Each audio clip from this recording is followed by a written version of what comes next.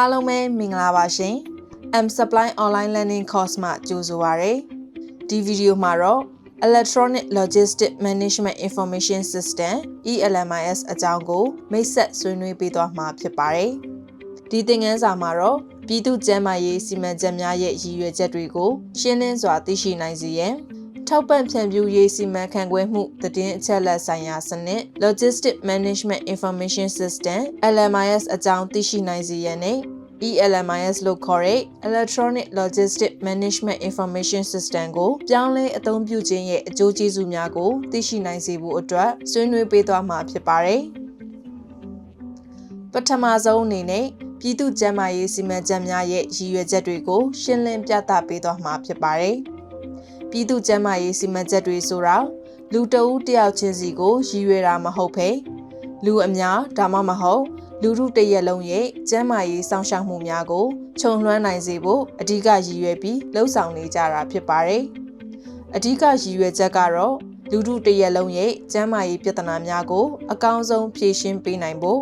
ကျန်းမာရေးညွှန်ကိန်းများဥပမာတစ်နှစ်အောက်ကလေးသေဆုံးနှုန်း9နှစ်အောက်ကလေးသေဆုံးနှုန်းအစရှိတဲ့ညွှန်ကိန်းရလဒ်တွေပုံမကောင်းမွန်စွာရရှိလာစေဖို့နဲ့ရှိရင်းဆွဲအရင်းမြစ်တွေကိုအကျိုးရှိအသုံးပြုပြီးတော့လူထုတရက်လုံးရဲ့ကျန်းမာရေးအဆင့်အတန်းကိုမြင့်တင်ပေးနိုင်ဖို့အတွက်ရည်ရွယ်ပြီးလှုံ့ဆော်နေတာဖြစ်ပါတယ်။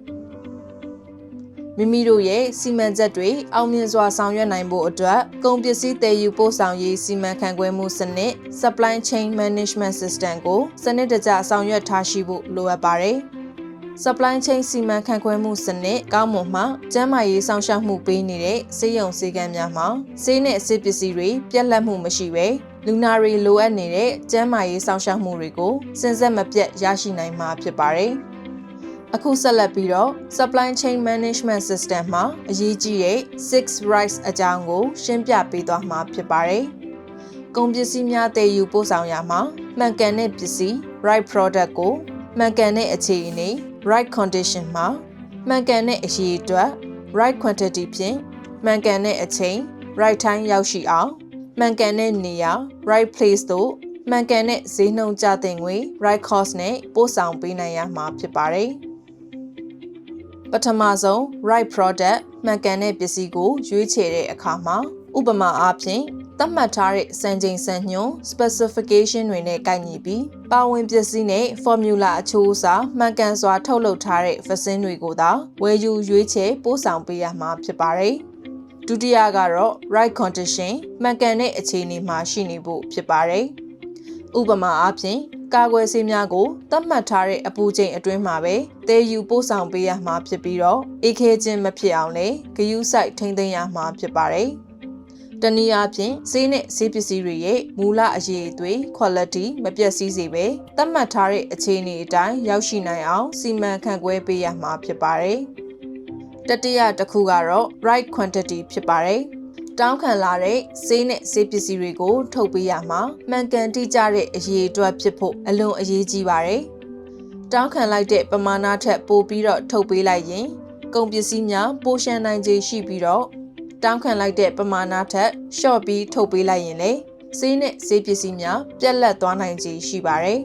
။၄ခုမြောက်ကတော့ right time ဖြစ်ပါတယ်။ကျန်းမာရေးစောင့်ရှောက်မှုလုပ်ငန်းများအောင်မြင်စွာဆောင်ရွက်နိုင်ဖို့အတွက်ကျန်းမာရေးဌာနတွေစီကိုဆေးနဲ့ဆေးပစ္စည်းများအားလိုအပ်တဲ့အချိန်မှာအချိန်မီရောက်ရှိအောင်စီမံခန့်ခွဲနိုင်ဖို့အလွန်အရေးကြီးပါတယ်။၅ခုမြောက် right ကတော့ right place လို့ခေါ်တဲ့ဆေးနဲ့ဆေးပစ္စည်းတွေကိုအမှန်တကယ်လိုအပ်နေတဲ့ကျန်းမာရေးဌာနတွေစီကိုမှန်ကန်စွာရောက်ရှိအောင်ပို့ဆောင်ပေးရမှာဖြစ်ပါတယ်။ဥပမာအနေနဲ့အချို့ကျန်းမာရေးဌာနတွေမှာဆေးနဲ့ဆေးပစ္စည်းများပိုရှန်နေပြီးတော့အချို့ကျန်းမာရေးဌာနတွေမှာကတော့ဆေးပြတ်လတ်မှုများဖြစ်ပေါ်နေတယ်ဆိုရင်လူနာများအတွက်ဆေးမရရှိနိုင်တဲ့အခြေအနေများနဲ့ကြုံတွေ့ရနိုင်ပါတယ်။ဒါကြောင့်မို့လို့ကျန်းမာရေးဌာနတစ်ခုချင်းစီရဲ့လိုအပ်ချက်အတိုင်းဆေးနဲ့ဆေးပစ္စည်းတွေကိုမှန်ကန်စွာခွဲဝေပို့ဆောင်ပေးဖို့လိုအပ်ပါတယ်။နောက်ဆုံး right ကတော့ right cost ဖြစ်ပါတယ်။ဆေးနဲ့ဆေးပစ္စည်းတွေကိုမှန်ကန်တဲ့ဈေးနှုန်းနဲ့ဝယ်ယူပြီးတော့တင်မျှတတဲ့ကုန်ကျစရိတ်နဲ့ပို့ဆောင်ပေးနိုင်ဖို့လိုအပ်ပါတယ်။ Supply Chain Management System မှာအရေးကြီးတဲ့6 rights ကိုပြည့်မီအောင်ဆောင်ရွက်နိုင်ဖို့ဆိုရင် တိကျမှန်ကန်တဲ့သတင်းအချက်အလက်တွေကိုအချိန်မီရရှိနိုင်ဖို့ကအလွန်အရေးကြီးပြီးတော့ဒီလိုသတင်းအချက်အလက်များအားလုံးကို Logistic Management Information System LMIS လို့ခေါ်တဲ့ထောက်ပံ့ဖြန့်ဖြူးရေးစီမံခန့်ခွဲမှုဆိုင်ရာသတင်းအချက်အလက်စနစ်ကနေတဆင့်ရရှိနိုင်ပါတယ်။ LMIS စနစ်ဆိုတာဆေးနဲ့ဆေးပစ္စည်းများတိုးလောင်ထားရှိတဲ့နေရာဒေသအသီးသီးရဲ့သတင်းအချက်အလက်များဥပမာဆေးနဲ့ဆေးပစ္စည်းလက်ကျန်စာရင်းများနဲ့အသုံးပြုမှုစာရင်းများစတဲ့ data တွေကိုစုဆောင်းခြင်း collection ပြုပြင်ခြင်း processing နဲ့အစီရင်ခံတင်ပြခြင်း reporting တို့ပါဝင်တဲ့စနစ်တစ်ခုဖြစ်ပါတယ်။ဒီ LMIS စနစ်မှာဆေးနဲ့ဆေးပစ္စည်းများထိန်းသိမ်းခြင်းမှတ်တမ်း inventory record များဆေးနဲ့ဆေးပစ္စည်းတောင်းခံထုတ်ပေးခြင်းမှတ်တမ်း request and issue document များဆေးနဲ့ဆေးပစ္စည်းစာရင်းများနဲ့အသုံးပြုမှုအစီရင်ခံစာ report များစောင့်ကြည့်စစ်ဆေးရေးနဲ့သက်ဆိုင်တဲ့မှတ်တမ်း monitoring document များအစရှိတဲ့မှတ်တမ်းများပါဝင်ပါတယ်။နောက်တစ်ခုအရေးကြီးတဲ့အချက်အနေနဲ့ LMIS စနစ်မှာမှန်ကန်တဲ့သတင်းအချက်အလက်တွေကိုအချိန်နဲ့တပြေးညီ real time ကောက်ယူနိုင်ဖို့လိုအပ်ပါတယ်။ဒါမှသာအချိန်နဲ့တပြေးညီမှန်ကန်တဲ့သတင်းအချက်အလက်တွေကိုရရှိနိုင်မှာဖြစ်ပြီးတော့အရေးကြီးတဲ့ဆုံးဖြတ်ချက်တွေလမ်းညွှန်မှုတွေကိုလှုပ်ဆောင်နိုင်မှာဖြစ်ပါတယ်။ဆက်လက်ပြီးတော့ LMIS စနစ်မှာပါဝင်တဲ့ data နဲ့ information သတင်းအချက်အလက်တို့ရဲ့ကွာခြားပုံကိုလေ့လာကြည့်ရအောင်။ data ဆိုတာကတော့ကောက်ယူစုဆောင်းရရှိထားတဲ့ကိန်းဂဏန်းများလက်တွေ့တွေ့ရှိချက်များစတာတွေကိုဆိုလိုပါတယ်။ data တွေဟာသူ့ကြီးသက်သက်ပဲဆိုရင်အဓိပ္ပာယ်မပြည့်စုံပဲရှင်းလင်းတိကျမှုမရှိတဲ့အခြေအနေဖြစ်နေတတ်ပါတယ်။ဥပမာဆေးတူလောင်ရုံမှာ BCG ကာကွယ်ဆေးပလင်းလက်ကျန်အလုံး100ဒါမှမဟုတ်အလုံး200ရှိနေပါတယ်ဆိုတဲ့အချက်လက်တွေသက်သက်ပဲဖြစ်နေပါတယ်။ information သတင်းအချက်အလက်ဆိုတာကတော့ရရှိလာတဲ့ data တွေကိုပြန်လည်စိစစ်ပြီးမိမိတို့ရဲ့နေ့စဉ်လုပ်ငန်းတွေမှာဆုံးဖြတ်ချက်တွေချနိုင်မှုအတွက်အထောက်အကူပေးနိုင်တဲ့အရေးပါတဲ့အခြေအနေတစ်ခုဖြစ်ပါတယ်။ဥပမာလက်ရှိ BCG ကာကွယ်ဆေးလက်ကျန်အရေးအတွက်နဲ့တစ်လပြန်မျှသုံးစွဲမှုအပေါ်မူတည်ပြီးတော့ဆေးပြတ်နိုင်ခြေရှိတယ်။ဒါမှမဟုတ်ဆေးတွေကပိုရှန်နိုင်ခြေရှိတယ်။အစရှိသဖြင့်တန်မိုးရှိတဲ့ခွဲခြမ်းစိတ်ဖြာထားတဲ့သတင်းအချက်အလက်တွေပဲဖြစ်ပါတယ်။ဒါကြောင့်မို့လို့မိမိတို့ရဲ့ဆုံးဖြတ်ချက်တွေကိုမှန်ကန်စွာချမှတ်နိုင်ဖို့အတွက် data ကနေသတင်းအချက်အလက် information အဖြစ်လွယ်ကူရိုးရှင်းစွာပြောင်းလဲနိုင်မှုကအလွန်အရေးကြီးပါတယ်။နောက်တစ်ဆင့်အနေနဲ့ Electronic Logistic Management Information System ELMIS အကြောင်းကိုတင်ပြပေးသွားမှာဖြစ်ပါတယ်။ ELMIS ဆိုတာကတော့ data တွေကနေဆုံးဖြတ်ချက်တွေကိုမှန်မှန်ကန်ကန်ချမှတ်နိုင်ဖို့အဓိကဖြစ်တဲ့ information အဖြစ်လွယ်ကူစွာပြောင်းလဲနိုင်စေဖို့အတွက်အသုံးပြုတဲ့စနစ်တစ်ခုပဲဖြစ်ပါတယ်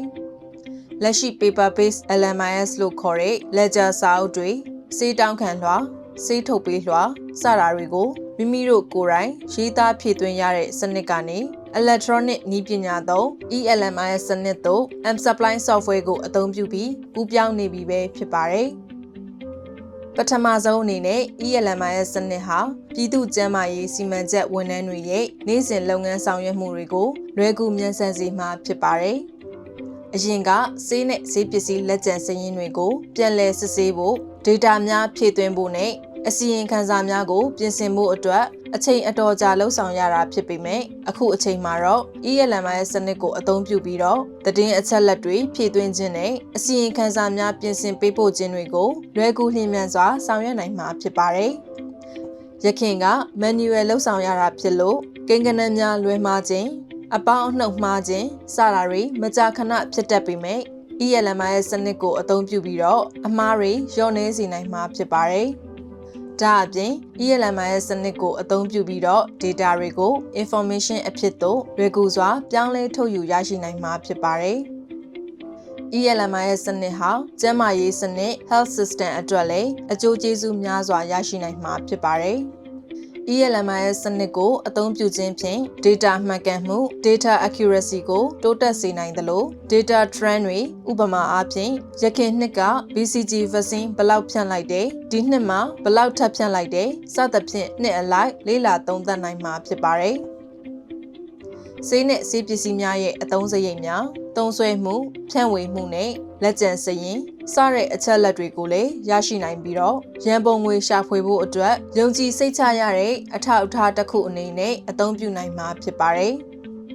ELMIS ကိုအသုံးပြုပြီးတော့စောင့်ကြည့်စစ်ဆေးခြင်းနဲ့ကြီးကြပ်ခြင်း supervision and monitoring လုပ်ငန်းတွေကိုလည်းလွယ်ကူစွာလုပ်ဆောင်နိုင်မှာဖြစ်ပါတယ်။ဥပမာဗဟိုအဆင့်တိုင်းနဲ့ပြည်နယ်အဆင့်မြို့နယ်အဆင့်အလိုက် supply chain အခြေအနေတွေကိုလည်း ELMIS ရဲ့ dashboard ကိုအသုံးပြုပြီးတော့လွယ်ကူစွာစောင့်ကြည့်နိုင်မှာဖြစ်ပါတယ်။ထပ်မံပြီး open via wastage close via wastage အစရှိတဲ့လုပ်ငန်းဆောင်ရွက်မှုအဓိကအညွှန်းကိန်းများ KPI တွေကိုလည်းလွယ်ကူစွာတွက်ချက်နိုင်မှာဖြစ်ပါတယ်။ ELMIS စနစ်ဟာသတင်းအချက်လက်လုံခြုံမှု data security ကိုလည်းအထူးအလေးပေးဆောင်ရွက်ထားပါတယ်။ multiple backup system ကိုအသုံးပြုထားပြီးတော့မိမိတို့ရဲ့ data တွေကို ELMIS အသုံးပြုနေတဲ့ computer ထဲမှာသာမက data center မှာရှိတဲ့ physical data server မှာလည်းတစ်ချိန်နဲ့သိမ်းဆည်းထားတာဖြစ်ပါတယ်။အကြောင်းတစ်စုံတစ်ရာကြောင့်တနေရာရာမှာ data တွေပျက်စီးခဲ့ရင်လည်း backup data များကိုအချိန်မရွေးပြန်လည်ထုတ်ယူရရှိနိုင်မှာဖြစ်ပါတယ်။လုံခြုံမှုမြင့်မားတဲ့ data သိမ်းဆည်းမှု highly secured data storage ဖြစ်တာနဲ့အညီခွင့်ပြုထားတဲ့တာဝန်ရှိသူကသာလျှင် ELMIS data များကိုကြည့်ရှုပြင်ဆင်နိုင်မှာဖြစ်ပါတယ်။ဒါအပြင်ပြည်သူ့ကျန်းမာရေးအရေးပေါ်စီမံခန့်ခွဲမှုတွေကိုအချိန်မီဆောင်ရွက်နိုင်ရေးအတွက်လည်း ELMIS ကအရေးကြီးပါတယ်။ငလျင်လှုပ်ခြင်း၊ရေကြီးခြင်းအစရှိတဲ့အရေးပေါ်အခြေအနေတွေကိုအချိန်နဲ့တပြေးညီစီမံခန့်ခွဲနိုင်ဖို့အတွက်ဆေးနဲ့ဆေးပစ္စည်းတွေရဲ့လက်ကျန်စာရင်းများဖြန့်ဖြူးထားရှိမှုစာရင်းများအစရှိတဲ့သတင်းအချက်အလက်တွေကို ELMIS ကနေလွယ်ကူစွာထုတ်ယူရရှိနိုင်လို့အရေးပေါ်လိုအပ်ချက်တွေကိုလျင်လျင်မြန်မြန်ခံမှန်းတွက်ချက်နိုင်ပြီးဆေးနဲ့ဆေးပစ္စည်းများကိုအချိန်မီပို့ဆောင်ပေးနိုင်မှာဖြစ်ပါတယ်။ဒီဗီဒီယိုကိုကြည့်ရှုပြီးတဲ့အခါမှာပြည်သူ့ကျန်းမာရေးစီမံချက်တွေရဲ့ရည်ရွယ်ချက်တွေကုန်ပစ္စည်းတည်ယူပို့ဆောင်ရေးစီမံခန့်ခွဲမှုစနစ် supply chain management system ရဲ့အရေးကြီးတဲ့ six rights အကြောင်းတွေ